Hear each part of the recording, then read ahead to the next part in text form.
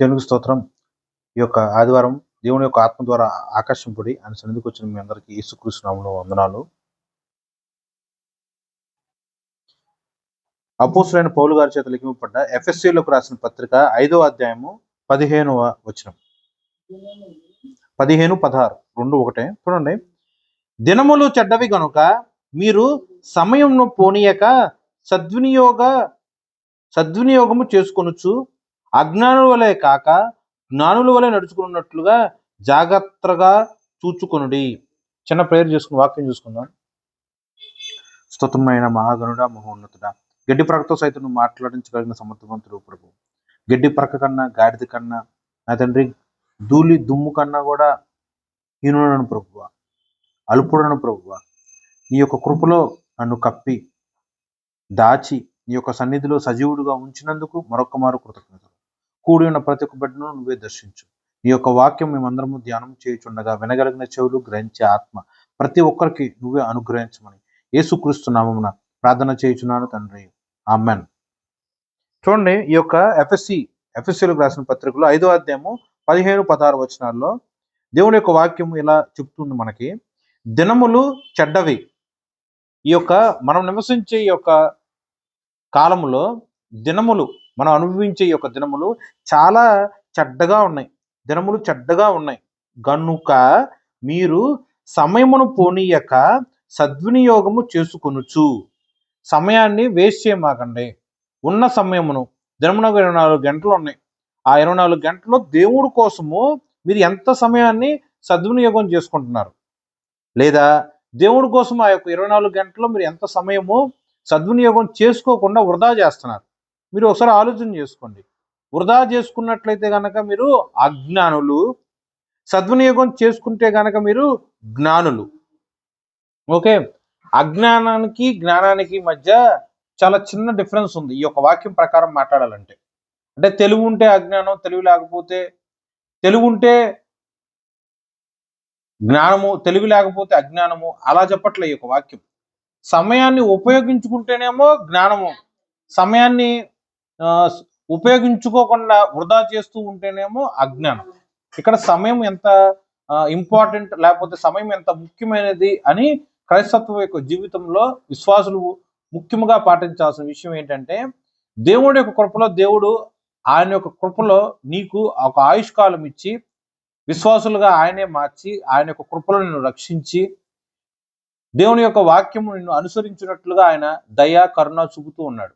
ఇలాంటి సమయంలో దేవుడి యొక్క వాక్యానుసారంగా నువ్వు ప్రవర్తిస్తేనేమో నువ్వు జ్ఞానవంతుడుగా ఉంటావు. ఇలాంటి సమయాన్ని నువ్వు దేవుడి యొక్క వాక్యానికి వ్యతిరేకంగా ప్రవర్తిస్తూ దేవుడి కోసం ఏ పని చేయకుండా అంతా కూడా వేస్ట్, వృధా చేస్తూ ఉన్నట్లయితే నువ్వు ఎవడవే? అజ్ఞానుడివి. ఈ రెండింటికన్నా ముందు ఇంకో వాక్యం రాస్తుంది. ఏంటిదంటే అది దినములు చెడ్డవి. ఓకే, నీకు ఏదన్నా చెడు వచ్చింది, ఏదో ఒక రోజు అనారోగ్యంగా ఉన్న వెళ్ళాం, ఏదో ఒక రోజు నువ్వు మోసగించబడ్డావు, ఏదో ఒక రోజు నువ్వు అప్పులు పాలయ్యావు, ఏదో ఒక రోజు బహుగా నష్టపోయావు, ఏదో ఒక రోజు నువ్వు కుటుంబంలో అసమాధానం పొందావు, ఏదో ఒక రోజు, ఏదో ఒక దినమును నువ్వు చాలా బాధతో అసలు నా ఆయుష్కాలంలో ఈ రోజు అసలు లేకుండా ఉంటే బాగుండే, ఈ రోజు అసలు లేకుండా ఉన్నట్లయితే నాకు యాక్సిడెంట్ అయ్యేదే కాదుగా, ఈ రోజు లేకుండా ఉన్నట్లయితే కనుక నాకు అనారోగ్యం లేకుండా ఉండేదిగా, ఈ రోజు అంటూ అసలు లేకుండా ఉన్నట్లయితే నా కుటుంబం అసలు మధ్య ఇలాంటి గొడవ అంటూ ఏది జరిగేది కాదుగా అని చెప్పి ఎప్పుడైనా నువ్వు ఇప్పుడు ఆలోచించుకున్నావా? నేనైతే అనుకున్నా, యాక్సిడెంట్ అయినప్పుడు అసలు ఆ రోజు రోడ్డు మీదకి వెళ్లకుండా ఉన్నట్లయితే, పోనీ ఆ రోజు అసలు లేకుండా ఉన్నట్లయితే ఈ రోజు ఇలా యాక్సిడెంట్ అయ్యేది కాదు, ఇబ్బంది పడే వాళ్ళమే కాదుగా అని అనుకున్నా. అలాగే మీరు కూడా ఏదైనా అనుకున్నారా?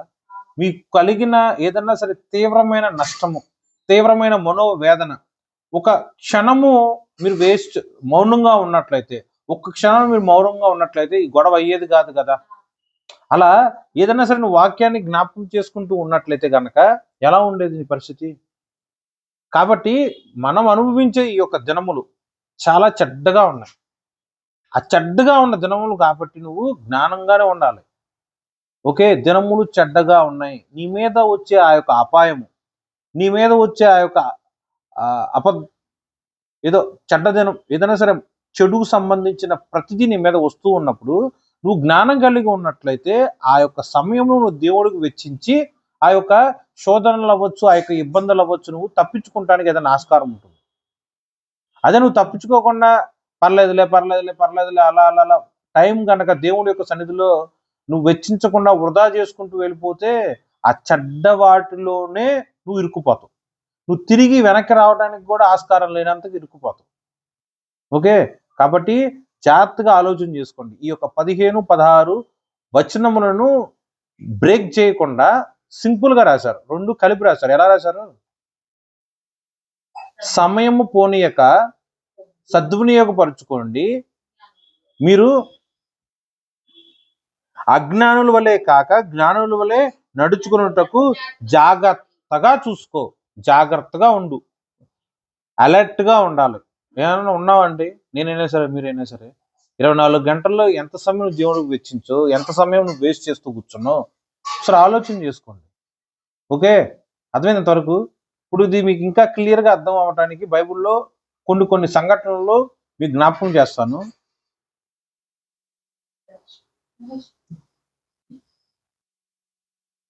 నిర్గమాకాండము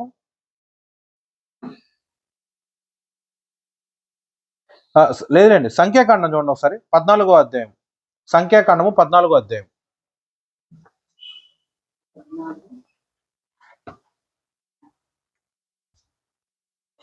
ఈ యొక్క 13 అధ్యాయంలో అలాగే 14వ వచనంలో జరిగే ఒక స్టోరీని నేను ఫస్ట్ చాలా క్లియర్గా లేకపోతే చిన్నగా చెప్తాను. ఈ దేవుడి యొక్క కృపలో ఈ యొక్క ఐగుప్తు దేశం దగ్గర నుంచి మోషే యొక్క నాయకత్వంలో ఇజ్రాయెల్ ప్రజలందరినీ కూడా దేవుడు ఆ యొక్క బానిసత్వం నుంచి వెలుపులోకి తీసుకొస్తాడు. తీసుకొచ్చినప్పుడు 40 సంవత్సరాల పాటు ఆ అడవిలోనే ఉంటారు, అలా ఎడారిలో ఉంటారు, అరణ్యంలో ఉంటారు. ఇవన్నీ కూడా దాటి వెళ్ళిన తర్వాత దేవుడి యొక్క వాగ్దాన దేశముగా ఉన్న యొక్క కానాను ప్రాంతానికి దేవుడి దగ్గరికి తీసుకొస్తాడు ఈ యొక్క ప్రజలందరినీ.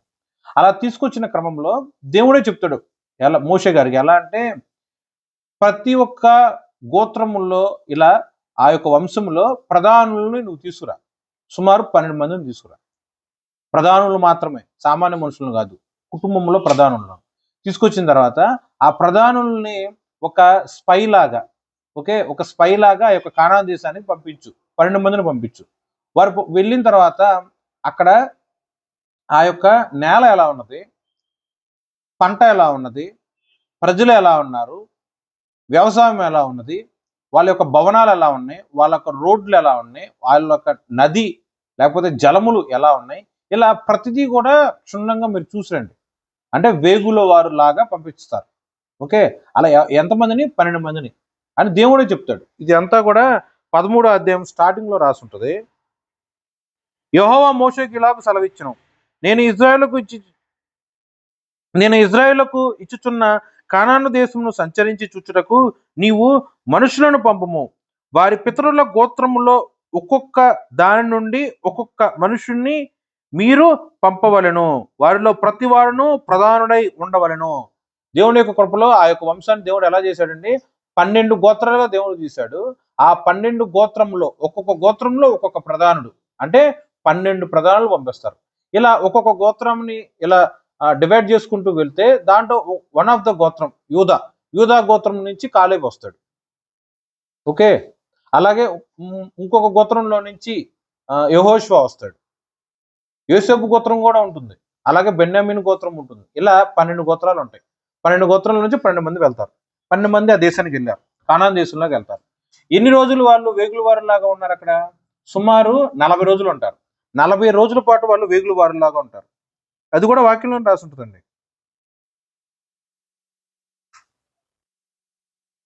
25వ వచనంలో రాసి ఉంటుంది, 13:25లో వారు 40 దినములు ఆ దేశంలో సంచరించి చూచి తిరిగి వచ్చిరి.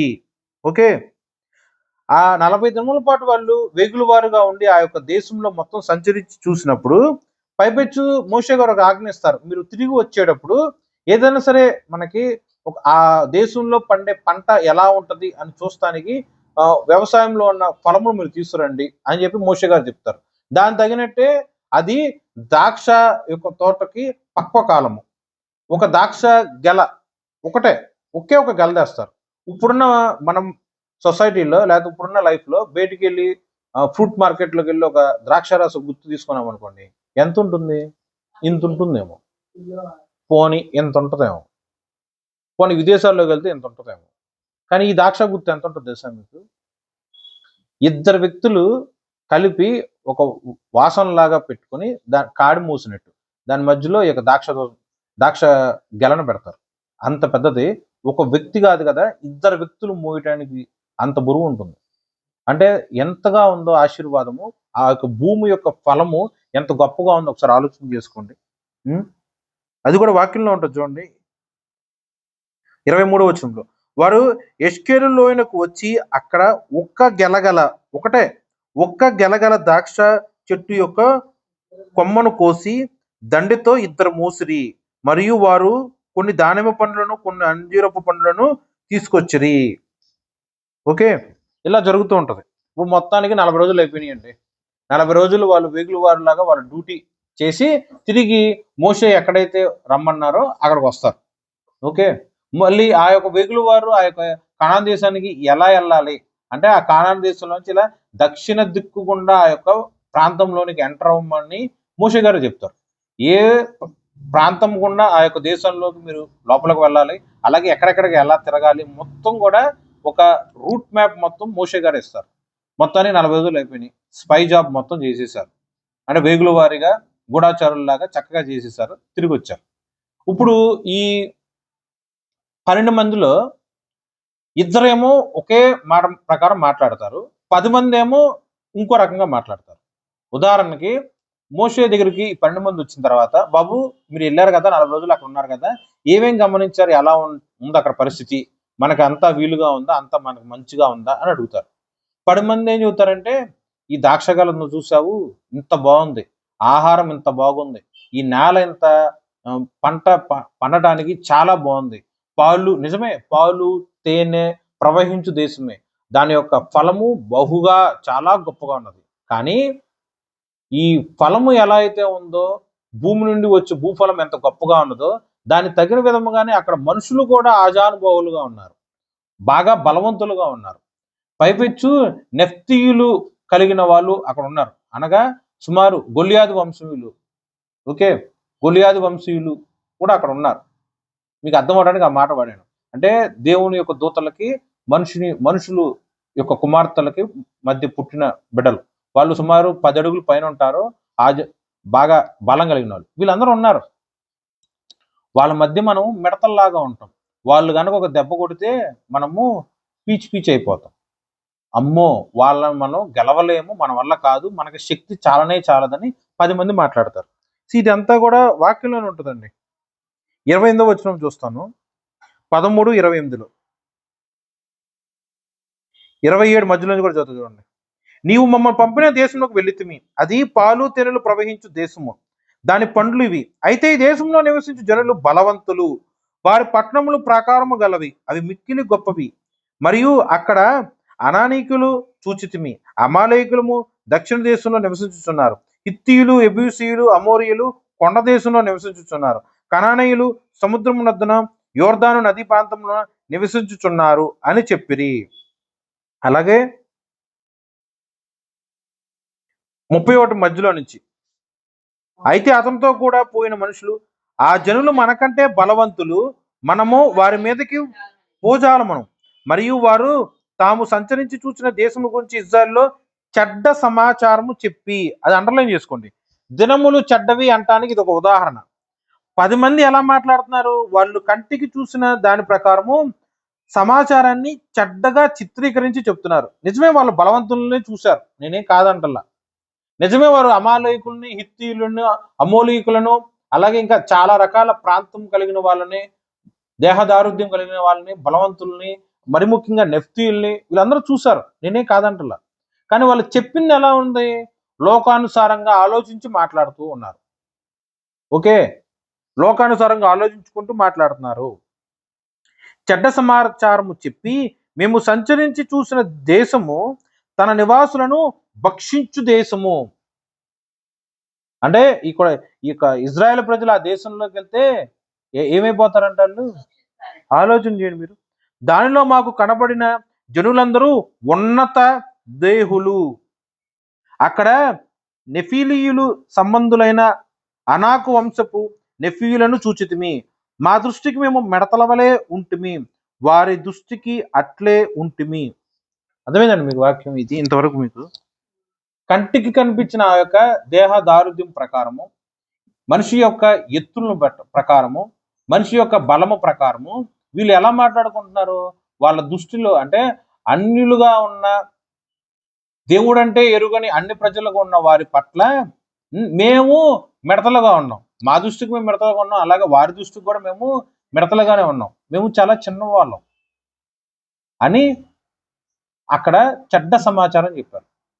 ఇప్పుడు మీరు ఆలోచన చేయండి, సుమారు మినిమం 20 లక్షల మంది ఉన్నారు, మాక్సిమం మీరే ఆలోచన చేయండి 40 లక్షల మంది కూడా ఉన్నారు. వీళ్ళందరూ దగ్గర ఆ యొక్క జన సమూహం దగ్గర నిలబడి 10 మంది ఒక మాట మాట్లాడారు. ఇద్దరు యెహోషువ కాలేబు, లేదు లేదు మన దేవుడు శక్తివంతమైన దేవుడు. నిజమే వాళ్ళు బలవంతులే, కానీ వాళ్ళని మనము జయించుటకు మనకి శక్తి సరిపోతుంది అని కాలేబు మాట్లాడతాడు. అది కూడా వాక్యంలోనే ఉంటుంది. 30వ వచనం, కాలేబు మోషే ఎదుట జనులను నిమ్మలపరిచి, మనం నిశ్చయముగా వెళ్ళుదము, దాన్ని స్వాధీనపరచుకుందాము, దాన్ని జయించుటకు మనకు శక్తి చాలును. ఒకే పట్టణములను, ప్రాకారములను, మనుషులను, ఏదైనా సరే అక్కడున్న ప్రదేశంలో జనసమూహము యావత్తు కూడా వాళ్ళని జయించటానికి, వాళ్ళని ఓడించటానికి మనకు శక్తి చాలును అని చెప్పి ఈ యొక్క కాలేబు యెహోషువ మాట్లాడతారు. ఎక్కువ మంది ఏదైతే మాట్లాడతారో దాని ప్రకారమే జనులు నమ్ముతారు కదా. ఇక్కడ అదే జరిగింది. 20 లక్షల నుంచి 40 లక్షలు ఇంకా ఎక్కువ మంది ఉన్న యొక్క ప్రజలు ఈ యొక్క 10 మంది వేగుల వారు ఏదైతే మాట్లాడారో దాన్ని ఆసరాగా చేసుకొని వాక్యానుసారముగా ప్రవర్తించే మోషే గారిని, అహరోను గారిని, కాలేబుని, అలాగే యెహోషువని, ఈ నలుగురు యొక్క మాటలను విసర్జించి చెవిని పెట్టకుండా సనుగుతూ ఉన్నారు. చెడ్డ సమాచారం ఎంత ప్రమాదమో మీరు ఒకసారి ఆలోచన చేసుకోండి. సనుగ్గుంటం అనేది ఎంత ప్రమాదం మీరు ఒకసారి ఆలోచన చేయండి. ఈ యొక్క 14వ వచనంలో రాసి ఉంటుంది, జనులు సనుగుతూ ఎలుగెత్తి కేకలు వేస్తారు, మళ్ళీ రాత్రిపూట కూడా ఎలుగెత్తి ఏడ్చుతూ ఉంటారు. వాళ్ళ యొక్క కేకలకి, వాళ్ళ యొక్క ఏడుపులకి ముఖ్యమైన కారణం ఏంటి? ఒకే ఒకటి, చెడ్డ సమాచారం. దినములు చెడ్డవి. ఆ దినములలో జరిగే ఆ యొక్క చెడ్డ కార్యములు, నష్టమైన కార్యములు కంటికి కనిపించే దాని ప్రకారము మనం ఆ శ్రమను ఎదిరించలేము. బాహ్యరూపము చూసి దేవుడి యొక్క వాగ్దానమును విసర్జించి అపనమ్మకముతో, అవిశ్వాసముతో లోకం వైపు తిరుగుతూ మనం గెలవలేం. ఇంకా అయిపోయింది, మన పరిస్థితి అయిపోయింది, ఇంతటితో అయిపోయింది అని రాత్రింబగళ్ళు తేడా లేకుండా ఏడుస్తూ ఉన్నారు. ఏడుచటం మాత్రమే కాకుండా సనుగుతున్నారు. మమ్మల్ని ఎందుకయ్యా అక్కడ ఈజిప్ట్ దేశం దగ్గర నుంచి ఈ యొక్క అడవిలోనికి, ఈ యొక్క కనాన్ దేశాన్ని తీసుకొచ్చాం, మమ్మల్ని వదిలేసుంటే అక్కడే హ్యాపీగా బతికే వాళ్ళం కదా. ఇప్పుడు మనము ఒక అధిపతిని ఏర్పాటు చేసుకొని మనం తిరిగి ఐగుప్తు దేశానికి వెళ్ళిపోతాం అని చెప్పి సనుగుతూ ఉన్నారు. చూడండి 3వ వచనం, 14వ అధ్యాయము 3వ వచనంలో, అయ్యో ఐగుప్తులో మేమేలా చావలేదు, ఈ అరణ్యమందు మేమేలా చావలేదు, మేము కత్తివాత పడినట్లు యెహోవా మమ్మను ఈ దేశంలోనికి ఎలా తీసుకొని వచ్చెను. దేవుణ్ణి చూడండి ఎలా నిందిస్తున్నారు. మేము కత్తి చేత చంపబడటానికి యెహోవానే మమ్మలను ఈ దేశంలోనికి ఎందుకు తీసుకొచ్చాడు? మా భార్యలను, మా పిల్లలను కొల్లబోదురు, శత్రువులు దోచుకుంటారు. మేము తిరిగి ఐగుప్తు దేశానికి వెళ్ళటానికి మాకు మేలే కదా అని వారిలో వారు, చూడండి, వారితో అనిరి. మనం ఒక న్యాయమును నియమించుకొని ఐగుప్తు తిరిగి వెళుదామని వారిలో వారు అనుకుంటున్నారు. అప్పుడు అక్కడ ఉన్న తీవ్రతల ప్రకారము మోషే, అహరోను ఏం చేశారు? ప్రజలకు ప్రవక్తలుగా ఉన్న ఈ యొక్క దైవజనులు ఇద్దరు కూడా ప్రజల ఎదుట సాష్టాంగపడి బతుకులాడుకుంటున్నారు. అయ్యా అలా కాదు, ఇలా కాదు అని చెప్పి వాళ్ళని నిమ్మలపరచడానికి ప్రయత్నం చేస్తున్నారు. అయినా సరే ప్రజలు ఎక్కడ ఒప్పుకోవాలి. కారణం ఏంటి? చెడ్డ సమాచారం. కారణం ఏంటి? సనుక్కోవటం. కారణం ఏంటి? చెడ్డ సమాచారము చెవును పడి అది హృదయంలో పెట్టుకొని చెడు వైపు మాత్రమే వారి యొక్క దృష్టి పెట్టి, ప్రవక్తలు వర్తమానం చెప్పినా సరే వర్తమానం వైపు వాళ్ళు చెవి ఒగ్గట్టారు. దానికన్నా మించి దేవుడి యొక్క వాగ్దానము వారు స్పష్టంగా ఉన్నా కూడా వారు వినట్ల. 40 సంవత్సరాల పాటు వంట చేయలే, ఏ పని చేయలే, కాళ్ళకున్న చెప్పులు తెగిపోలా, ఒంటి మీద ఉన్న బట్టలు నాసిపోలా, మాసిపోలేదు. అలాగే పగటి వేళ దేవుడు మేఘస్తంభముగా వచ్చి వాళ్ళకి ఎండ దెబ్బకు తగలనీలా. రాత్రి వేళ దేవుడు దీపస్తంభము లేకపోతే అగ్నిస్తంభము లాగా వచ్చి వాళ్ళకి చీకటి బాధ కూడా లేకుండా దేవుడు చేశాడు. ఒక రోజు కాదండి, 40 సంవత్సరాల పాటు దేవుడు అలా చేస్తూనే ఉన్నాడు. అయినా సరే ఈ ప్రజలు ఏం చేస్తున్నారండి, వారిలో వారు సనుక్కుంటున్నారు, సనుగుతూనే ఉన్నారు, దేవుడి మీద సనుగుతూనే ఉన్నారు.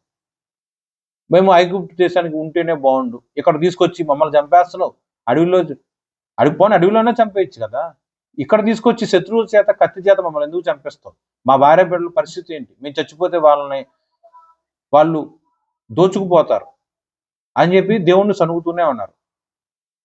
అప్పుడు కూడా ఈ యొక్క మోషే గారు అహరోను గారేమో సాష్టాంగపడి వివరిస్తూ ఉంటారు, కాలేబు యెహోషువ అనేమో ధైర్యపరుస్తూ ఉంటారు. లేదు లేదు, మనం వెళ్ళగలము, మనకి శక్తి సరిపోతుంది, దేవుడు చెప్పిన ఆ యొక్క వాగ్దానం ప్రకారం ఆ దేశం మనం స్వతంత్రించుకోగలము, దేవుడు మనకిచ్చే శక్తి మనకు సరిపోతుంది అని చెప్పి దేవుడి యొక్క శక్తి సామర్థ్యాల గురించి యెహోషువను కాలేబు మాట్లాడతారు. కానీ చెడ్డ సమాచారం మీద మాత్రమే దృష్టి పెట్టిన యొక్క ప్రజలు ఏమంటారు, సనుగుతూనే ఉంటారు. ఇక దేవుడికి కోపం రగులుకొని మోషే ఒకసారి నువ్వు తప్పుకో, వీళ్ళందరినీ చంపేస్తా అంటాడు. అప్పుడు మోషే గారే మళ్ళీ దేవుడికి ప్రార్థన చేసి, అయ్యా ఇన్ని సంవత్సరాల పాటు ఎన్నో అద్భుతములు ఇలా చేసావు కదా, ఇప్పుడు కనుక నువ్వు ఈ యొక్క ప్రజలను చంపేస్తే ఐగుప్తు దేశము అలాగే ప్రపంచంలో ఉన్న వాళ్ళందరూ కూడా ఈ దేవుడు ఈ ప్రజలను చంపటానికే ఐగుప్తు దేశం నుంచి ఈ యొక్క కానాన్ దేశం వరకు తీసుకొచ్చారని చెప్పి నిన్ను తక్కువ చేసి హేళనగా మాట్లాడతారు.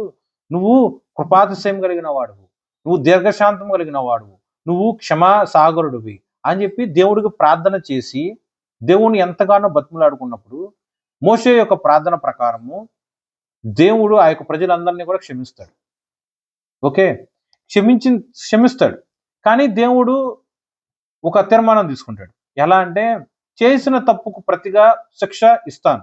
ఆ శిక్ష ఏంటంటే 40 రోజుల పాటు వాళ్ళు వేగులు వారులాగా ఉండి 40 రోజుల పాటు వాళ్ళు వేగులు వారులాగా ఉండి ఆ యొక్క దేశంలో సంచరించి వచ్చారు. కానీ చెడ్డ సమాచారం చెప్పినందుకు గాను రోజుకి సంవత్సరం చొప్పున 40 సంవత్సరముల పాటు, ఒక రోజుకి ఒక సంవత్సరము శిక్ష, 40 రోజులకి 40 సంవత్సరాల పాటు వాళ్ళు శిక్షార్హులే. అడవిలో 24 సంవత్సరాల కన్నా ఎక్కువ ఉన్న వాళ్ళందరూ కూడా అడవిలోనే ఉండిపోయి 40 సంవత్సరాల పాటు వాళ్ళు పిచ్చివారిలాగా తిరుగుతూ శిక్ష అనుభవిస్తూనే ఉంటారు. 24 సంవత్సరాల కన్నా లోబడిన వాళ్ళు వాగ్దాన దేశంలోకి వెళ్తారు, కానీ వాళ్ళ యొక్క తల్లిదండ్రులు చేసిన ఆ యొక్క పాపమున యొక్క శిక్ష వాళ్ళు అనుభవిస్తూనే ఉంటారు. దేవుడు రోసి వేసింటే ఎలా ఉంటుందో నేను ఆ యొక్క ప్రజలకు చూపిస్తాను అని చెప్పి దేవుడు చెప్తాడు వాక్యాన్ని. రోసి వేయటం అంటే ఏంటి?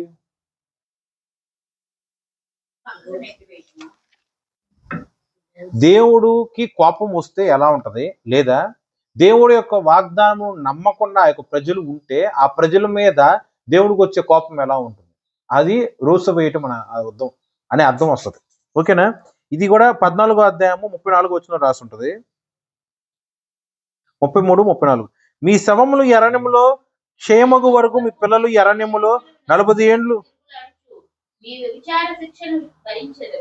మీరు ఆ దేశంలో సంచరించి చూసిన 40 దినముల లెక్క ప్రకారం దినముకు ఒక సంవత్సరం చొప్పున 40 సంవత్సరములు మీ దోష శిక్షను భరించి నేను మిమ్మల్ని దోషి వేసినట్టు తెలుసుకుందరు. చాలండి.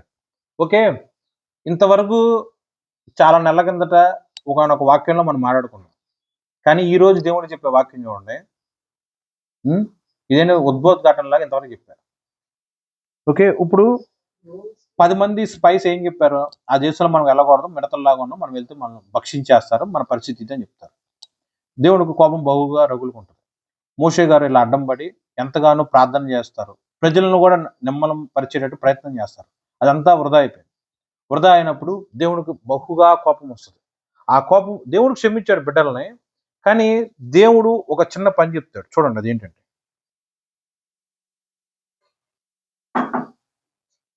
24, 25 14వ అధ్యాయంలో, నా సేవకుడైన కాలేబు మంచి మనసు కలిగి పూర్ణ మనసుతో నన్ను అనుసరించి హేతు చేత అతను పోయిన దేశంలో అతన్ని ప్రవేశపెట్టెదను. అతని సంతతి దాన్ని స్వాధీనపరుచుకొనుచు అమాలేకులను కనానీయులను ఆ లోయలో నివసించుదురు. ఇది అండర్లైన్ చేసుకోండి. రేపు మీరు తిరిగి ఎర్ర సముద్రపు మార్గమున అరణ్యములకు ప్రయాణమై ఉండనెను. ఓకే, మీకు అర్థం కాలేదు కదా? జస్ట్ నీకు చెప్పాల్సింది 24, 25 కాదులే కానీ 25 లాస్ట్లో ఒక్కలైన రేపు మీరు తిరిగి ఎర్ర సముద్ర మార్గమున అరణ్యమునకు ప్రయాణమై పోవు. ఓకేనా? అదొక్కలైన దేవుడు అక్కడ ఎటువంటి కార్యం చేశారంటే, ప్రజలకి ఎన్నిసార్లు మోషే గారు చెప్పిన ప్రజలు ఎంటలా. ప్రజలు వాళ్ళ యొక్క దృష్టి కేవలము చెడ్డ సమాచారం మీద పెట్టుకున్నారు. దేవుడు ఇంకా సహనముతో, ఓర్పుతో, ప్రేమ కలిగి బిడ్డలు ఏమన్నా మారతారేమో అని చెప్పి దేవుడు ఓర్పుతో చూస్తూ ఉన్నాడు. కృప కలిగిన దేవుడు కాబట్టి వీళ్ళైనా వెంటల్లా సనుగుతూనే ఉన్నారు. వారి యొక్క చెడ్డ సమాచారం వల్ల ఆ యొక్క సనుగుడు దేవుడి యొక్క చెవును పడింది. చూడండి, మనం అనుకుంటాం ప్రార్థన చేస్తేనే దేవుడు మన యొక్క ప్రార్థన ఆలకిస్తాడు, మన యొక్క మనవలు వింటాడు అని అనుకుంటాం. మనం సనుక్కున్న దేవుడి యొక్క చెవును పడతాయి. మనకు ఉన్న అపనమ్మకమైన మాటలు కూడా దేవుడు యొక్క చెవును పడతాయి. 2, 3 అంటే మన యొక్క ఎదురు ఉన్న ఫ్రెండ్స్ అవ్వచ్చు, చుట్టాలు అవ్వచ్చు, ఎవరితోనైనా సరే నీ యొక్క ఎదుటి వాడితో నువ్వు మాట్లాడే ప్రతి మాట దేవుడు వింటూనే ఉంటాడు. ఇక్కడ వీళ్ళెవరూ ప్రార్థన చేయలేదు. బాగా జ్ఞాపకం చేసుకో, ఇక్కడున్న ప్రజలు ఎవడో కూడా ప్రార్థన చేయలేదు. ఓకే, కానీ సనుక్కుంటూ ఉన్నారు. వీళ్ళ సనుగు ఎక్కడ వినబడింది? దేవుడి యొక్క చెవుల్లోకి వినబడింది. సనుక్కుంటూ అనేది అంత ప్రమాదం. ఎంతసేపు మీరు చచ్చిపోతే బాగుండే, దేవుడు ఎందుకు ఇక్కడ తీసుకొచ్చాడు? ఇదే దేవుడి యొక్క వాగ్దానమునకు వ్యతిరేకంగా సనుగుతూనే ఉన్నారు. దేవుడు విసుగు చెంది ఒకే ఒక మాట మాట్లాడాడు. ఏముంది?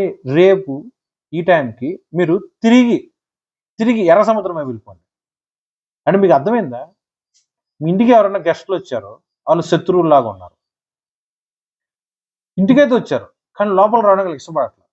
ఎంతసేపు లోపలికి వస్తే మనకేదో చెడు జరిగిపోద్దానో, ఏదేదేదో చంపేస్తామనో, లేకపోతే నష్టం కలుగుతుందేమో అని చెప్పి తెగ వాళ్ళ మనసులోనే వ్యతిరేకత కలిగి వాళ్ళ గుమ్మం దగ్గర ఆగారు. మీరేమో లోపల రండి అని పిలుస్తున్నారు. రాను కూడా రావట్లేదు. చూశారు ఓర్పు సహనం అంతా చచ్చిపోయింది. అప్పుడు మీరు ఏమనుకుంటారు? అంత రాను గానికి అసలు ఎందుకు వచ్చారు గుమ్మం వరకు? మీరు వెళ్ళిపోండి, మీ ఇంటికి మీరు వెళ్ళిపోండి అంటారా? ఇదే అది జరిగింది ఇక్కడ. ఊరు పొలిమేర వరకు అంటే కానాను యొక్క దేశమునకు పొలిమేర వరకు వచ్చిన ఈ యొక్క ప్రజలు చెడ్డ సమాచారము విని సనుగుతూ ఉన్నారు. దేవుడు ఎంతో ఓర్పు కలిగి వాళ్ళకు సమయం ఇచ్చినా సరే వాళ్ళు దేవుడి యొక్క మాట విననొల్లక సనుగుతూనే ఉన్నారు. వాళ్ళు పెట్టిన ఆ యొక్క సనుగుడు దేవుడి యొక్క చెవును పడి దేవుడు కోపంతో ఆ యొక్క ప్రజలకు ఏం చెప్తున్నాడంటే, రేపు మీరు తిరిగి వెళ్ళిపోండి. ఎక్కడికి వెళ్ళాలి మీరు? ఎర్ర సముద్రము. కానాన్ దేశం ఎక్కడ ఉంది? ఎర్ర సముద్రం ఎక్కడ ఉంది? ఎర్ర సముద్రం దాటి వెళ్తేనే కదా కానాన్ దేశానికి వచ్చారు. అంటే మీరు తిరిగి ప్రయాణం వెళ్ళిపోండి. ఆ ఎర్ర సముద్రం దగ్గర గుండా వెళ్ళిపోయి అక్కడ అడవుల్లో వెళ్ళిపోండి అని చెప్పి దేవుడు అంటాడు. అప్పుడైనా సరే వెనకపోండ్రా బాబు మీరు అని అన్నప్పుడు ఏం చేయాలి? బతిమలాడుకోవాలి. నేను చంపేస్తాను అని దేవుడు ఆ యొక్క కానాను దేశానికి వెళ్ళని ప్రజల్ని ఎలా అయితే గద్దించినప్పుడు మోషే గారు బతిమలాడుకున్నారు. కాబట్టి దేవుడి యొక్క కృపలో ఆ ప్రజలందరూ కూడా క్షమిపడ్డారు. అది ఉదాహరణ. అలాగే ఈ యొక్క ఉదాహరణలో మీరు తిరిగి వెనక్కి వెళ్ళిపోండి, మీరు తిరిగి అరణ్యంలోకి వెళ్ళిపోండి, ఎర్ర సముద్రం మీద నుండి మీరు అరణ్యంలోకి వెళ్ళిపోండి అని దేవుడు వాళ్ళని చెప్పినప్పుడు వాళ్ళు ఏం చేయాలి? అయ్యా తప్పు అయిపోయిందా, మమ్మల్ని క్షమించండి అయ్యా అని చెప్పి దేవుడికి ప్రాధేయపడాలి, లేదా ప్రార్థన చేసుకోవాలి. ఇదేం ఏది చేయకుండా అక్కడే ఉంటారు. దేవుని ప్రాధేయపడరు, దేవుణ్ణి క్షమాపణ అడగరు, మేము ముందుకు వెళ్తాం అని మాత్రం అనరు, మేము తిరిగి అక్కడే ఉండాలి అని సనుక్కుంటానే ఉంటారు. అంటే తిరిగి ఐగుప్తు దేశంలోకి వెళ్తే బాగుండులే, ఎంతో నష్టపోయాము అని చెప్పి సనుగుతూనే ఉంటారు. ఓకే, తర్వాత ఏం జరిగింది? దాని ప్రకారం దేవుడు 40 దినములకు ప్రకారంగా 40 సంవత్సరాల పాటు శిక్షిస్తారు. ఓకే, ఇది ఇంతవరకు మీకు అర్థమైందండి. 36 లాస్ట్ వచనంలో చదువుతా చూడండి. ఆ దేశంలో సంచరించి చుచ్చుటకు మోషే చేత పంపబడి తిరిగి వచ్చిన ఆ దేశమును గురించి చెడ్డ సమాచారం చెప్పుట వలన సర్వ సమాజము అతని మీద సనుగునట్లు చేసిన మనుషులు, అనగా ఆ దేశమును గూర్చి చెడ్డ సమాచారం చెప్పిన మనుషులు యెహోవా సన్నిధిని తెగులు చేత చనిపోయారు. 10 ప్రధానులు ఎలా తెగులు చేత చనిపోయారు. ఆ యొక్క వంశంలో, ఆ యొక్క గోత్రంలో ప్రధానుడు తెగులు చేత చనిపోయారు. యెహోవా సన్నిధిని తెగులు చేత చనిపోయారు. అయితే ఆ దేశమును సంచరించి చూచిన మనుషులలో నూను కుమారుడైన యెహోషువ అలాగే కాలేబు బ్రతికారు. ఓకే, చనిపోయిన తర్వాత అలా భయం వచ్చింది.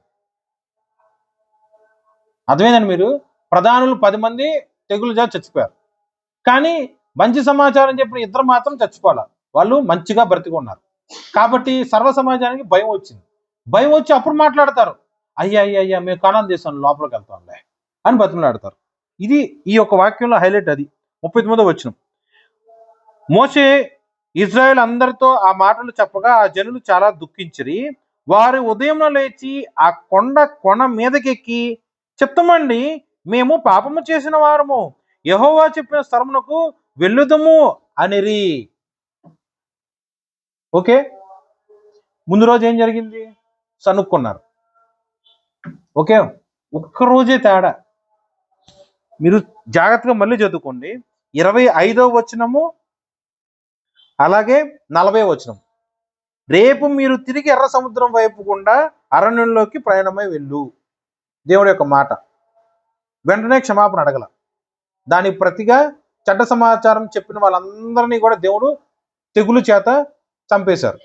ఆ చావుని కళ్ళారా చూసిన యొక్క ప్రజలు సనుక్కుంటాం ఆపేసి వెంటనే అంటారు, మేము వెళ్తాం, నువ్వు ఏ ప్రదేశానికి అయితే చెప్పు ఆ ప్రదేశానికి మేము వెళ్తాం. చూడండి, అక్కడ కానాను అని రాయకుండా ఎక్కడికైతే అక్కడికి నువ్వు చెప్పిన మాట మేము వింటాం. ప్రాణతీపి మీద చెప్తున్నారు. ప్రాణతీపి మీద భక్తి వస్తుందా అండి? రాదు. దేవుడు ప్రాణం పోయినా సరే దేవుడు యొక్క వాక్యం కోసం నిలబడతాను అన్నట్టు హతసాక్షులుగా ఉన్న వాళ్ళని దేవుడు మెచ్చుకుంటాడు తప్ప, ప్రాణతీపి కోసం ఆ ఒక్క సెకండ్ నేను భక్తుడుగా బతుకుతాను అనుకునే వాళ్ళని దేవుడు ఎక్కడ కూడా ఆమోదించడు. అక్కడే ఇది జరిగింది. ఉదయం లేచి కొన మీదకి ఎక్కి మేము వెళ్తాం, చిత్తం సార్ మేము పాపం చేసిన వాళ్ళమే, దేవుడు యెహోవా చెప్పిన స్థలమునకు వెళ్ళుదుము అని అన్నారు. వెంటనే మోషే ఏమంటాడు, ఇది ఎలా మీరు యెహోవా మాట మీరుచున్నారేమి? అది కొనసాగదు. యెహోవా మీ మధ్యను లేడు గనుక మీ శత్రువులు ఎదుట హతము చేయబడుదురు. అర్థమైందండి? ఎన్ని రోజులు టైం పట్టింది అక్కడ? ఒక్క రోజు. ఒకే ఒక రోజు. ఒక్క రోజులో ఎంత నష్టం జరిగింది?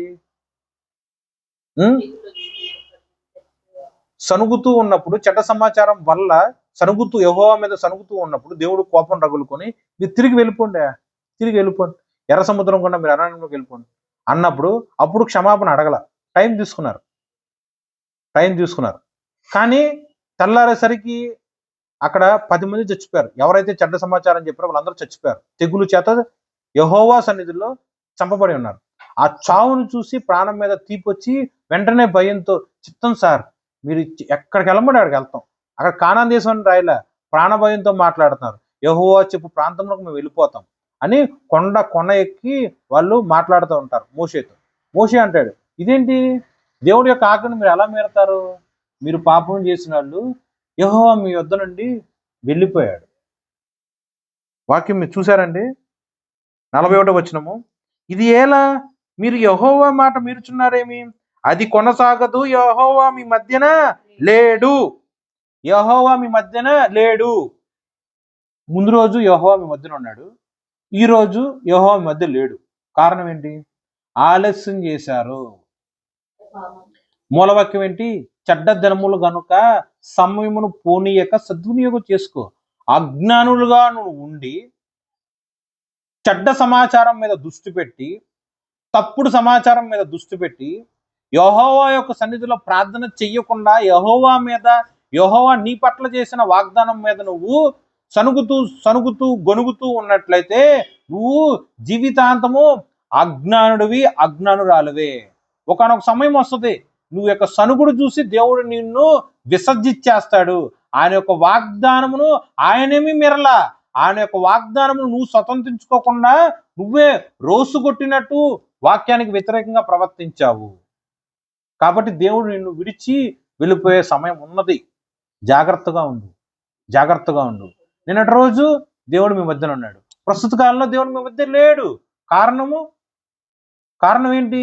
నువ్వు ఆ యొక్క సమయాన్ని సద్వినియోగం చేసుకోకుండా దిద్దుబాటు ప్రార్థన చేసుకోవాలా, క్షమాపణ అడగల, చెప్పిన పని చేయలా, మాట వినడంలా, సణుగుతూనే ఉన్నావు, చెడ్డ సమాచారం ఆధారం చేసుకుని సణుగుతూనే ఉన్నావు.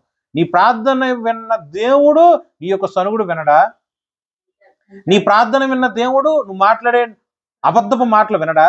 నీ ప్రార్థన వినే దేవుడు నువ్వు చెప్పే అబద్ధపు సాక్ష్యాలు దేవుడు వినడా? నీ ప్రార్థన విన్న దేవుడు నీ నోటి నుండి వచ్చే ప్రతి విధమైన ప్రతి విధమైన వ్యతిరేకత మాట దేవుడు వినడా? కాబట్టి సనుక్కోమాకు. పైపెచ్చు దినములు చెడ్డవి, చెడ్డ సమాచారము చెప్పిన వాడికి తెగులు చేత చంపబడతావు. చెడ్డ సమాచారం విన్న నువ్వు కూడా అరణ్యములో నువ్వు మృతి పొందటం మాత్రమే కాకుండా నీ కళేబరములు రాలిపోతాయి. నువ్వు చేసిన ఆ యొక్క తప్పుకి శిక్ష నువ్వు మాత్రమే కాకుండా నీ గర్భవాసాన పుట్టిన నీ యొక్క బిడ్డల్లో కూడా ఆ యొక్క శిక్ష అనుభవిస్తారు. అడవిలో పిచ్చోళ్ళు లెక్క తిరుగుతూ ఉంటారు. ఓకే, సమయము వేస్ట్ చేయకుండా ఉండాలి అంటే ఇది ఒక ఉదాహరణ. నిన్నటి రోజు తిరిగి వెళ్ళిపోను, ఎర్ర సముద్రం వైపు అరణ్యకుండా వెళ్ళిపో. సార్ అయ్యా నన్ను క్షమించు. చూడండి, 25వ వచనముకి కొనసాగింపు కనుక 40వ వచనం ఉన్నట్లయితే ఎలా ఉంటుంది నువ్వు ఆలోచన చేసుకో. కలిపి చెబుతా చూడండి. రేపు మీరు తిరిగి ఎర్ర సముద్రం మార్గమున అరణ్యకు ప్రయాణమే పొండు. ఓకే, అది 25వ వచనం. వెంటనే ప్రజలు ఇలా బదులిచ్చారనుకోండి, చిత్తం సార్, మేము పాపం చేసిన వారము, యెహోవా చెప్పిన స్థలముకు వెళ్ళుదుము అని 40వ వచనంలో ఉన్న దాని ప్రకారం వాళ్ళు మాట్లాడారు అనుకోండి. అప్పుడు ఒక రోజుకి బదులుగా ఒక సంవత్సరము, అనగా 40 రోజులకు బదులుగా 40 సంవత్సరాల పాటు ఆ శిక్ష వీళ్ళు అనుభవించే వాళ్ళ? మీరు ఆలోచన చేయండి. ఉందా అండి? వచ్చేది ఆ శిక్షలకి? రాదుగా. ఆ శిక్ష వాళ్ళు తప్పించుకునే వాళ్ళు, వాళ్ళ బిడ్డల్లో తప్పించుకునే వాళ్ళుగా. ఎంతసేపు పట్టింది? ఒక్క రోజు, కొన్ని గంటలు. దానికి మూల్యం ఎంత? 40 సంవత్సరాల పాటు శిక్ష. దానికి మూల్యం ఎంత? ప్రాణం పోగొట్టుకోవటం. దానికి మూల్యం ఎంత? వాళ్ళు శిక్ష అనిపించడమే కాకుండా వాళ్ళ కడుపు పుట్టిన బిడ్డలు కూడా శిక్ష అనిపించారు. వాళ్ళ ఇంకా మూల్యం ఏంటి? దేవుడి చేత రోసగించుకున్నట్టు వాళ్ళ జీవితాలు అయిపోయినాయి. ఎంత పట్టింది సమయం? ఒక్క రోజు. ఐగుప్తు దేశం నుంచి సంవత్సరాల తరబడి ఎంతో కష్టపడి ఇంత ప్రయాణమే వెళ్ళిపోయారు కదా. చెడ్డ సమాచారము వినటం ఎంత పాపం, అలాగే చెడ్డ సమాచారము చెప్పటం ఎంత పాపం. ఆలోచన చేసుకో. నీ పక్కన కూర్చున్నాడు మాడికి చెడ్డ సమాచారం నీకు చెప్పి దేవుడి యొక్క వాగ్దానం మీద నీకు అవిశ్వాసం కలిగేటట్టు మాట్లాడితే గనక నువ్వేం చేయాలి? అక్కడి నుంచి వచ్చేయాలి. అరే అలా మాట్లాడు మాకు, నా దేవుడు నమ్మకమైన దేవుడు, ఖచ్చితంగా కార్యం చేస్తాడు అని నువ్వు చెప్పినా కూడా ఎదుటివాడు వినకుండా కంప్లీట్గా చెడ్డ సమాచారం చెప్తూ ఉంటే నువ్వు వాడిని వదిలేసి వెళ్ళిపోవాలి. అక్కడి నుంచి నువ్వే వెళ్ళిపోవాలి. ఉన్నావా, వాడి మాటే నమ్మావా అనుకో, ఏం జరుగుతుంది? అజ్ఞానుడుగా మారిపోతావు, నీ ప్రాణం పోగొట్టుకుంటావు, నీ కుటుంబం కూడా నువ్వు పోగొట్టుకుంటావు. అంటే చావుకి అప్పగించబడతావు. చాలా జాగ్రత్తగా ఉండాలి. ఎంత సమయం పట్టింది నువ్వే ఆలోచన చేసుకో. రేపు నువ్వు బయలుదేరి వెళ్ళిపో అన్నప్పుడు క్షమాపణ అడుగుంటే ఇంకోలాగా ఉండేది. క్షమాపణ అడగకుండా చెడ్డ సమాచారం చెప్పిన వాళ్ళ యొక్క చావు చూసిన తర్వాత చిత్తం అండి, మీరు చెప్పిన ప్రదేశానికే మేము వెళ్తాం. ఈ బుద్ధి ఏమైంది ముందు? కాబట్టి జ్ఞానము కలిగి దినములు చెడ్డవుగా ఉన్నావు కాబట్టి నీకు కలిగిన ఆ యొక్క సమయాన్ని నువ్వు సద్వినియోగపరుచుకో. ఇది ఒక ఉదాహరణ. అర్థమైనంత వరకు. రెండవ ఉదాహరణ మాట్లాడతాను. ఎజ్రా ప్రవక్త దగ్గర ఇజ్రాయేల్ ప్రజలకి దేవుడు ఒక ఆజ్ఞ ఇస్తాడు. ఎజ్రా 9:12 పేజ్ నెంబర్ మీరే చెప్పుకోండి. 9:12లో, కాబట్టి మీరు మీ కుమార్తెలను వారి కుమారులకు కీయకుడి. తీసారండి. ఎజ్రా 9:12లో ఇది ఒక పెళ్లికి సంబంధించిన వాక్యం అండి. దేవుడి యొక్క కుమార్తెలను అన్యులుగా ఉన్న కుమారులకు ఇవ్వమాకండి, అలాగే అన్యులుగా ఉన్న వారి యొక్క కుమార్తెలను మీ కుమారులకు పుచ్చుకొని మాకు. అర్థమైందా? పెళ్లి గురించి విశ్వాసులకు అన్యులకు మధ్య పెళ్లి జరగకూడదు అని దేవుడు చెప్పిన ఆజ్ఞ ఇది. ఎజ్రా 9వ అధ్యాయం 12వ వచనం. అర్థమైందా? మరి చెప్పాలా, మీ కొడుకులకు అన్య సాంప్రదాయము అన్య దేవతలను పూజించే వారి యొక్క కుమార్తెలకు ఇచ్చి పెళ్లి చేయమాకు. అలాగే అన్ని సాంప్రదాయంలో ఉన్న వాళ్ళ కొడుకులను కూడా మీరు తీసుకొచ్చి మీ ఇంతవరకు అర్థమైందా మీకు? ఎలా చూసుకున్నా సరే అల్లుడుగా తెచ్చుకోకూడదు, కోడలుగా తెచ్చుకోకూడదు. ఇంతవరకు అర్థమైందా? కానీ అంత గొప్ప ఆజ్ఞ దేవుడు ఇచ్చినా సరే ఇజ్రాయెల్లో చాలా మంది ప్రజలు పెళ్లిళ్ళు చేసుకుంటారు అన్యులను తెచ్చుకొని. ఏంటి, విశ్వాసులు చేసుకుంటాం మాత్రమే కాకుండా యాజక వంశీయులు అనగా లేవీయుల్లో ఉన్న వాళ్ళు కూడా చేసుకుంటారు. ఇంకా లేవీ వంశం మాత్రమే కాకుండా ఇంకా చాలా వంశాలు. 10వ అధ్యాయము 18వ వచనంలో రాసి ఉంటుంది. 10-18లో యాజకుల వంశంలో అన్ని స్త్రీలను పెళ్లి చేసుకున్నట్లు కనపడిన వారు ఎవరనగా, ఓకే, అక్కడ వంశాలన్నీ రాసి ఉంటుంది, ఒకదాని తర్వాత మీరు చూస్తుంటే. ఓకే, ప్రజలు మాత్రమే కాకుండా దేవుడికి యాజక సమూహముగా ఎంచబడిన వారు కూడా ఈ యొక్క అన్ని జనుల యొక్క బిడ్డలను పెళ్లి చేసుకుంటారు. దీన్ని బట్టి ఎజ్రా గారికి చాలా మనోవేదన కలుగుతుంది. కంటి నిండా నిద్రపోడు, పొట్ట నిండా ఆహారం తీసుకోకుండా దేవుడి యొక్క సన్నిధిలో కూర్చొని బాగా ప్రార్థన చేస్తాడు. మనోవేదన కలిగి చింతాక్రాంతుడుగా ఉండి దేవుడి యొక్క సన్నిధిలో క్షమాపణ కోసము, ప్రజల యొక్క క్షమాపణ కోసము యాజకుడుగా ఉన్న ఈ యొక్క ఎజ్రా, ప్రవక్తగా ఉన్న ఈ యొక్క ఎజ్రా ప్రార్థన చేస్తూ ఉంటాడు. ప్రార్థన చేస్తూ ఉన్నప్పుడు అప్పుడు దేవుడి యొక్క కృపలో దేవుడు వాళ్ళకి ఒక క్షమాపణ చిన్న మంచి ఉపాయం చెప్తాడు. ఏంటిది? ఎవరినైతే మీరు పెళ్లి చేసుకున్నారో వాళ్ళ దగ్గర నుంచి మీరు డైవర్స్ తీసుకోండి అని చెప్తారు. అర్థం కాలేదా? అర్థమైందా? 10వ అధ్యాయం. ఎజ్రా ఏడ్చుచు దేవుని మందిరమును ఎదుట సాష్టాంగపడుచు పాపమును ఒప్పుకొని ప్రార్థన చేసెను. ఇజ్రాయెల్లో పురుషులు, స్త్రీలు, చిన్నవారు మిక్కిలి గొప్ప సమూహముగా అతని యుద్ధకు కూడి వచ్చి బహుగా ఏడవగా, ఎల్వాము కుమారుల్లో నొకడు ఇహీలు కుమారుల్లో షెకన్యా ఎజ్రాతో ఇట్లనెను, మేము దేశమందుండు అన్య జనుల్లోని స్త్రీలను పెండ్లు చేసుకుని మా దేవుని దృష్టికి పాపం చేశాము. అయితే ఈ విషయంలో ఇజ్రాయెల్ తమ నడవది దిద్దుకొందురని నిరీక్షణకు కద్దు. కాబట్టి ఈ పని ధర్మశాస్త్రానుసారముగా జరుగునట్లు ఏలినవాడైన నీ యోచనను బట్టి దైవాజ్ఞకు భయపడు వారి యోచన బట్టి ఈ భార్యలను వారి పుట్టిన వారిని వెలివేయించదేమని మన దేవునితో నిబంధన చేసుకునేదేమో. అర్థమైందండి? మీకు అర్థం కావడానికి డైవర్స్ అనే పదం వాడా, కానీ ఇక్కడ వాక్యం మీకు అర్థమైందిగా. డైవర్సే అక్కడ. వెలివేయటం అంటే ఏంటి? వాని ధర్మశాస్త్రం ప్రకారం అంటే ఏంటి అర్థం? ధర్మశాస్త్రం ప్రకారం అంటే ఏంటి? వెలివేయటము. ధర్మశాస్త్రం ప్రకారం అంటే ఆ యొక్క భార్యని అన్ని దేశం నుంచి తెచ్చుకున్న భార్యని వెలివేయాలి. భార్యని మాత్రమే కాకుండా వాళ్ళకు పుట్టిన ఆ యొక్క బిడ్డలను సైతం వెలివేయాలి. ఓకే, అన్ని దేశం నుంచి తెచ్చుకున్న యొక్క అల్లుళ్ళను సైతము వెలివేయాలి ధర్మశాస్త్ర ప్రకారం. ఓకే, ఇంత జరుగుతుంది. అప్పుడు ఎజ్రా యొక్క మాట ప్రకారం ఎంతమంది వచ్చారో ఊర్లో ఉన్న యొక్క ప్రజలు అందరూ వచ్చారు. చాటింపు వేస్తాడు.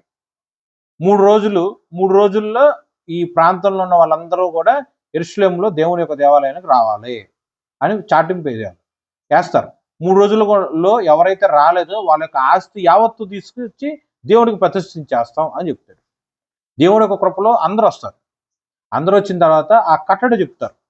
ఏంటి ఆ కట్టడ అంటే, ఇది ధర్మశాస్త్రం అనుసారముగా అంటే పాత నిబంధన ప్రకారముగా ఈ యొక్క అన్య దేవతలను పూజించే ఆ యొక్క కుమారులను ఇజ్రాయెల్ ప్రజల యొక్క కోడళ్ళగా అల్లుళ్ళుగా మీరు చేసుకున్నారు కాబట్టి దేవుడి యొక్క వాక్యం ప్రకారము ధర్మశాస్త్ర ప్రకారము వారిని వెలివేయండి అని చెప్పి ఒక ఆజ్ఞ తెచ్చుకుంటారు. ఓకే, అది మీకు చదివి వినిపించే కదా. కాబట్టి అది 9వ వచనం మీరు చూడండి. అది పలానా నెల, ఉదాహరణకి అది 9వ నెల. 9వ నెలలో ఈ మీటింగ్ జరుగుతుంది. ఓకేనండి, 9వ నెలలో మీటింగ్ జరుగుతుంది. 9వ నెల, అది 9వ నెల. ఆ నెల 25వ దినమున జనులందరూ దేవుని మందిరం వీధుల్లో కూర్చొని గొప్ప వర్షాల చేత తడియుచు ఆ సంగతిని తలంచుట వలన వణుకుచూ ఉన్నారు. ఓకే, 9వ నెలలో ఆల్రెడీ డెసిషన్ తీసేసుకున్నారు. ఆ తీసుకున్న ఆ యొక్క నిర్ణయాన్ని ప్రజలందరి మధ్య చెప్తూ ఉన్నారు. అలా చెప్తూ ఉన్నప్పుడు అది ఏ సమయం అండి? 9వ నెలలో 25వ రోజు. అప్పుడు బాగా వర్షాలు పడుతున్నాయి. మరి ప్రజలందరూ ఒక చిన్న మందిరంలో పట్టరు కదా, ఆ యొక్క మందిరము యొక్క ఆలయం యొక్క వీధుల్లో సైతం నిలబడతా ఉంటారు. వర్షానికి బాగా తడిచిపోయారు.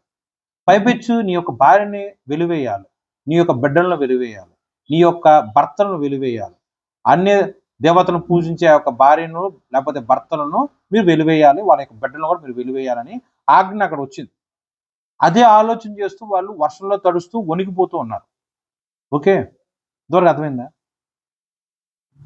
వాళ్ళలో అప్పుడు ఒకడు ఇజ్రాయెల్ ప్రజల్లో ఒకడు ఏమంటాడంటే, అయ్యా రాత్రి రాత్రి తీసుకునే నిర్ణయం కాదు, ఉన్న ఫలానా తీసుకునే నిర్ణయం కాదు, కాబట్టి ఒక సమయం కావాలి, మాకు కొద్దిగా సమయం కావాలి, మీరు చెప్పిన ఆజ్ఞ మేము పాటిస్తాం కానీ మాకు కొంచెం సమయం కావాలి అని అడుగుతారు. ఎజ్రా సరే గ్రాంటెడ్ అని సమయం ఇస్తాడు.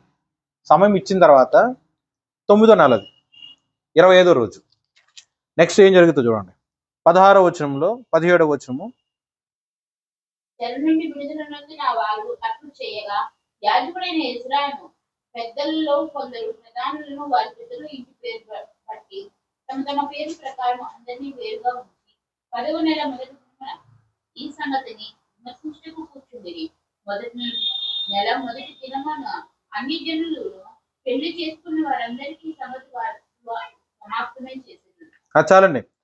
9వ నెలలో వర్షం వస్తుంది, వర్షంలో తడిచిపోయారు, వణుకుతూ ఉన్నారు, కాబట్టి వాళ్ళ ఉన్న ఫలానా తీసుకునే నిర్ణయం కాదు అని అంటారు. ఓకే, ఉన్న ఫలానా అది కూడా మీకు రిఫరెన్స్ చూపిస్తా చూడండి.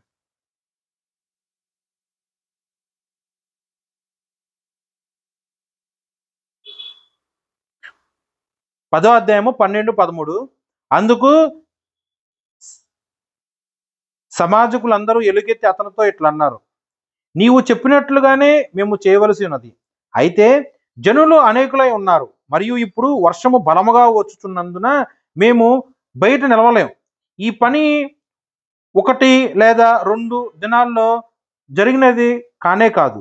ఈ విషయంలో అనేకులు అపరాధులు, కాబట్టి సమాజ పెద్దలందరూ ఈ పని మీద ఉంచవలెను.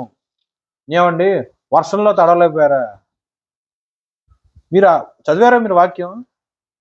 చేసిన పాపాన్ని విడిచివేయటానికి ధర్మశాస్త్ర ప్రకారము ఆజ్ఞను అతిక్రమించి వారు అన్య జనులుగా ఉన్న ఆ యొక్క స్త్రీ పురుషులను తెచ్చుకొని పెళ్లి చేసుకొని పిల్లలు అన్నారు. దేవుడి యొక్క ఆజ్ఞ ప్రకారము వాళ్ళని వెలివేయవలసి వచ్చినది అని స్పష్టంగా వాక్యం రాస్తున్నా సరే, ఇది ఒక రోజులో చేసే పని కాదు, ఇది 2 రోజులలో చేసే పని కాదు, పైగా వర్షం వస్తుంది, మేము తడిచిపోయాం, ఇప్పుడు మేము వణుకుతూ ఉన్నాం, మాకు కొంచెం సమయం కావాలి అని చెప్పి ప్రజలందరూ కూడా అత్యధికమైన మెజారిటీ పర్సన్స్ ఎజ్రా గారికి రిక్వెస్ట్ చేస్తారు, కొంచెం సమయం కావాలని. సరే అని చెప్పి ఎజ్రా ఒప్పుకుంటాడు. దాని ప్రకారమే 10వ నెలలో డిస్కషన్ స్టార్ట్ అవుద్ది. ఇంటింటికి ఎజ్రా గారు అలాగే సమాజపు పెద్దలందరూ కూడా వెళ్ళి ఆ యొక్క లిస్ట్ ప్రకారం, అంటే ఓటర్ లిస్ట్ లాగా ఆ యొక్క కుటుంబంలో పెద్ద ఎవరు, ఎంతమంది ఉన్నారు, ఏంటి, వాళ్ళలో ఎవరు పెళ్లి చేసుకున్నారని జనాభా లెక్కలాగా మొత్తం తీసి మొత్తం విచారణలో తీసుకుంటారు. అలా మొదలుపెట్టినప్పుడు ఒక ఇంట్లో భర్త ఉన్నారు, భార్య గనక అన్యత్వంలో ఉన్న స్త్రీ అయితే గనక ఫస్ట్ ఛాన్స్ ఇస్తారు. ఉదాహరణకి ఎలా అంటే, అమ్మ ఇది నువ్వు అన్యత్వం ప్రకారం వచ్చు, మా యొక్క మోషే ధర్మశాస్త్ర ప్రకారము నీతో అసలు పెళ్లి జరగకూడదు. మా వాళ్ళు ఆ టైంలో ఏదో వాక్యాన్ని వ్యతిరేకించడము లేకపోతే బలహీనమైన క్షణాల్లో పెళ్లి చేసుకున్నారు తెలిసి తెలియక. ఇప్పుడున్న పరిస్థితి ఇది, నువ్వు దేవుని నమ్ముకున్నట్లయితే కనుక నువ్వు నీ యొక్క భార్యగానే నీ భర్తతో ఉండొచ్చు, నువ్వు దేవుని నమ్ముకోకుండా ఉన్నట్లయితే నీకు విడాకులు ఇచ్చేస్తాము, నువ్వు నీ బిడ్డను తీసేసుకొని నీ పుట్టింటికి వెళ్ళిపోవటము లేదన్నా ఏదైనా సరే డైవర్స్ అయిపోద్ది అని చెప్పి చెప్తారు. ఎవరైతే దేవుడు యొక్క వాక్యానికి లోబడి అవును మేము యెహోవానే నమ్ముకుంటాము, మా యొక్క పుట్టుక ప్రకారము వంశం ప్రకారము అన్ని దేవతలను పూజించే ఆ యొక్క క్రమమును మేము విసర్జించి యెహోవానే ఒకే ఒక దేవుడు అని నమ్మి ఆయనకు మాత్రమే ప్రార్థన చేస్తామని చెప్పి ఎవరైతే ఒప్పుకున్నారో వాళ్ళకి డైవర్స్ లేదు, చక్కగా వాళ్ళు వాళ్ళ భర్తలతో కాపురం చేసుకుంటారు. సేమ్ ఫార్ములా ఇలా అల్లుళ్ళకు కూడా వర్తిస్తుంది. ఇలా మొత్తం జరుగుతుంది. ఇది ఎప్పుడు మొదలు పెట్టారు? 10వ నెలలో మొదలు పెట్టారు. ఎప్పుడు ఎండ్ అయింది? ముగింపు ఎప్పుడు ఇచ్చింది? 17వ వచనంలో, మొదటి నెల మొదటి దినం. అర్థమైందా మీకు వాక్యం అండి? 10వ నెల మొదటి దినమున ఈ సంగతిని విమర్శించుటకు వాళ్ళందరూ కూడా కూర్చున్నారు. ఎప్పుడు సమాప్తమైంది? మొదటి నెల మొదటి దినమున అన్య స్త్రీలను పెళ్లి చేసుకున్న వారందరి సంగతిని సమాప్తము చేసిరి. అంటే ఎన్ని రోజులు, ఎన్ని నెలలు పట్టింది? 10వ నెల, 11వ నెల, 12వ నెల, 3 నెలలు పట్టింది. ఏమన్నా మీకు న్యాయంగా ఉందా? ఆలోచన చేయండి. లిస్టు ప్రకారము ఒక్కొక్క ఇంటికి వెళ్ళి ఒక్కొక్క కుటుంబంలో మొత్తాన్ని ఇన్ఫర్మేషన్ గ్యాదర్ చేసి సాల్వ్ చేసి జడ్జిమెంట్ ఇవ్వడానికి అక్కడ ఉన్నది ఎజ్రా ఒక్కడే కాబట్టి, ఎజ్రాకి సహాయముగా ఉన్నది 2-3 ప్రధానులు కాబట్టి, ఒక్కొక్క ఇల్లు వెళ్ళి అలా అందరి ఇంటికి వెళ్ళి అందరి కుటుంబాలను సాల్వ్ చేయడానికి ఎజ్రా గారికి అయితే టైం పట్టింది. కానీ పెళ్లి చేసుకున్న వాడికి టైం పట్టిద్దా? వాళ్ళేమి కుటుంబాలుగా పెళ్లి చేసుకోలేదుగా. ఒక స్త్రీని పెళ్లి చేసుకున్నారు, లేదా ఒక పురుషుని వాళ్ళు పెళ్లి చేసుకున్నారు. వాళ్ళకి తెలుసుగా వాళ్ళు అన్యుని పెళ్లి చేసుకున్నారా, విశ్వాసం పెళ్లి చేసుకున్నారా వాళ్ళకి తెలుసు కదా. మరి ధర్మశాస్త్ర ప్రకారము ఎజ్రా గారు వాళ్ళ ఇంటికి వచ్చే లోపే వాళ్ళు ముందుగానే వెలివేయచ్చుగా, వాళ్ళ యొక్క భార్యను కానీ, వాళ్ళ యొక్క భర్తను కానీ, వాళ్ళ యొక్క బిడ్డలను కానీ. అలా చేయకుండా వాళ్ళు 3 నెలల సమయం తీసుకున్నారు. అజ్ఞానత్వం ఇది ఒక ఉదాహరణ. సమయాన్ని 3 నెలల పాటు వృధా చేశారు, ఇది ఒక ఉదాహరణ. జ్ఞానముగా ఉండకుండా 3 నెలల పాటు ఇది మనకు టైం ఉంది కదా అని చెప్పేసి, పోనీ కలిసి ఉండడానికి ఇంకా 2 నెలల అవకాశం ఉంది కదా, వాళ్ళు రావడానికి మన ఇంటికి రావడానికి ఇంకా 1 నెల టైం పడుతుంది, పోనీ 2 నెలలన్నా మనం కలిసి కాపురం చేసుకుందాం అని చెప్పి అలా ఉన్న వాళ్ళు కూడా ఉన్నారు. ఏమనాలి వాళ్ళని? మీరే ఆలోచన చేసుకోండి. దేవుడి యొక్క వాక్యానికి వ్యతిరేకంగా నువ్వు ప్రవర్తించి పెళ్లి చేసుకున్నావు. సరే, దేవుడు క్షమించేసి ప్రవక్త యొక్క ప్రార్థన ప్రకారము, మనవి ప్రకారం దేవుడు క్షమించేసి మరొక అవకాశం ఇచ్చాడు, వెలువేయటం. చూడండి, స్పష్టంగా రాస్తుంది మోషే యొక్క ధర్మశాస్త్ర ప్రకారం అని. ఇప్పటి కాలం గురించి నేను మాట్లాడుతున్నా, మోషే యొక్క ధర్మశాస్త్ర ప్రకారం నేను మాట్లాడుతున్నా. వెలివేయాలని రాస్తుంది. అలా వెలివేయాల్సి వచ్చినప్పుడు చేసిన తప్పును సరిదిద్దుకోవడానికి వాళ్ళకి 3 నెలలు అవసరమా? అది నా ప్రశ్న, అంతే. అర్థమైందా మీకు? చేసిన తప్పును సరిచేసుకోవడానికి అక్కడ ఉన్న ప్రజలకు 3 నెలల సమయం కావాలా? పెళ్లి చేసుకోవడానికి 3 నెలల టైం పట్టిందా? వాళ్ళు 3 నెలల పాటు కూర్చొని పెళ్లి చేసుకుంటానే ఉన్నారా? మరి ధర్మశాస్త్ర ప్రకారము ఆ యొక్క అన్యులుగా ఉన్న వాళ్ళని వెలివేయటానికి 3 నెలలు ఎందుకు కావాలి? మీరే ఆలోచన చేయండి. కాబట్టి దినములు చెడ్డవి. నీకు నచ్చినవి చేయటానికైతే ఒక రోజు సరిపోద్ది, ఒక గంట సరిపోద్ది. వాక్యానికి అనుగుణంగా ప్రవర్తించడం నీకు కష్టంగా ఉంది. ఆ కష్టమైన కార్యసిద్ధి కలిగిన ఆ యొక్క క్రియను, క్రమమును నువ్వు పాటించడానికి మెల్లగా చేద్దాంలే, మెల్లమెల్లగా చేద్దాంలే 3 నెలలు పట్టింది చిన్న పని చేయటం. అర్థమైందండి మీకు? దీన్ని ఇంకో ఉదాహరణగా చెప్పాలంటే, సిగరెట్ కాల్చడానికి కొన్ని సెకండ్స్ పడుతుంది, 1 నిమిషం పడుతుంది. సిగరెట్ అనే వ్యసనాన్ని వదిలేసుకుంటానికి నెలలు పట్టుద్ది, సంవత్సరం పట్టిద్ది. తాగటానికి, తాగుబోతుగా ఉండటానికి గ్లాసులో ఉన్న పెగ్గు ఎంతసేపు పడుతుంది? సెకండ్స్, నిమిషం కూడా కాదు, గురుకుని తాగేస్తాం. అదే తాగుడు అనే ఆ యొక్క వ్యసనాన్ని విసర్జించడానికి, వెలివేయటానికి ఎంత టైం పడుతుంది? కొంతమంది నెల రోజుల్లో, కొంతమంది 1 రోజుల్లో, కొంతమంది సంవత్సరాల కొద్దీ ప్రయత్నం చేస్తున్నాం. ఇంకా కష్టంగా ఉంది. అప్పట్లో బాటిల్ తాగేవాడిని, ఇప్పుడు మానేసి కొద్దిగా తాగుతున్నాం. ఇలా మాట్లాడుతూ ఉంటారు కదా. సో నువ్వు ఆలోచన చేసుకో. నీకున్న బలహీనతను నువ్వు ఆధారం చేసుకొని, నీకున్న వెసులుబాటు నువ్వు ఆధారం చేసుకొని, దేవుడి యొక్క వాక్యాన్ని నువ్వు ప్రవర్తించడానికి 3 నెలల సమయం తీసుకుంటున్నావు, 6 నెలల సమయం తీసుకుంటున్నావు, సంవత్సరం సమయం తీసుకుంటున్నావు. అలా సమయాన్ని నువ్వు సద్వినియోగపరచుకోకుండా దాటివేస్తూ ఉన్నావు. ఇవాళ కాదులే దేవుడి యొక్క పని, రేపు చేస్తాలే, ఇవాళ కాదులే ప్రార్థన చేసుకుందాం, అలసిపోయాం, కొద్దిసేపు చేసుకుందాం. ఇలా నువ్వు ఎంతసేపటికి దేవునికి ఇచ్చిన యొక్క సమయాన్ని వృధా చేసుకుంటూ, ఇవాళ కాదులే, రేపు కాదులే, ఎల్లుండి అని చెప్పి నువ్వు చేసుకుంటూ వెళ్ళిపోతే నువ్వు ఎలా తీర్చబడతావు? విమర్శనకు లోనవుతావు, అజ్ఞానిగా తీర్చబడతావు. అర్థమైందండి నీకు? నువ్వు ఆలోచించాల్సింది ఇక్కడ, నేనేదో కఠినంగా భార్య భర్తను వెలివేయడం గురించి కాదు నువ్వు ఆలోచించాల్సింది. ధర్మశాస్త్ర ప్రకారం అది కరెక్టే, కానీ ఇప్పుడున్న కృపాకాలంలో దేవుడు క్షమించి, అరే ఒకప్పుడు నేను విగ్రహారాధుడిని, కానీ దేవుడు నన్ను ఎలా అయితే క్షమించి దేవుడి యొక్క ఎన్నికలోకి తెచ్చుకున్న తర్వాత పరిశుద్ధ వివాహమే చేసుకున్నాం. అలాగే మా పేరెంట్స్ వాళ్ళ యొక్క పెళ్లి కాలంలో అన్యత్వంలో ఉన్న వాళ్ళు విగ్రహారాధన పెళ్ళే చేసుకున్నారు. కానీ సమయము దాటిన తర్వాత కొద్ది సంవత్సరాలు, మేబీ 10 అవ్వచ్చు, 15 ఏళ్ళు అవ్వచ్చు, 20 ఏళ్ళు అవ్వచ్చు, దేవుడి యొక్క కృపలో వాళ్ళు దేవుళ్ళలోనికి వచ్చారు. కాబట్టి వారు మార్చుకుని వారి యొక్క విశ్వాసం ప్రకారము మా యొక్క తల్లిదండ్రులు మా యొక్క పెళ్లి పరిశుద్ధ వివాహంగానే చేశారు. నువ్వు ఇక్కడ ఆలోచించాల్సింది, పాపం చేయడానికేమో సెకండ్స్ ఉనపలాన్ని చేసేస్తాము, వాక్యానుసారంగా ప్రవర్తించడానికేమో రోజులు, వారాలు, నెలలు పొడిగించుకుంటూ మెల్లగా మార్చుకుంటాం అని చెప్పి సమయాన్ని వృధా చేసుకుంటూ వెళ్ళిపోతారు. ఇలా ఉంటే నీ బ్రతుకు ఎప్పుడు కూడా అజ్ఞానురాలువే. ఈ వాక్యం దేవుడు మన హృదయాల్లో ఫలించి వృద్ధి చేయను గాక. ఆమెన్.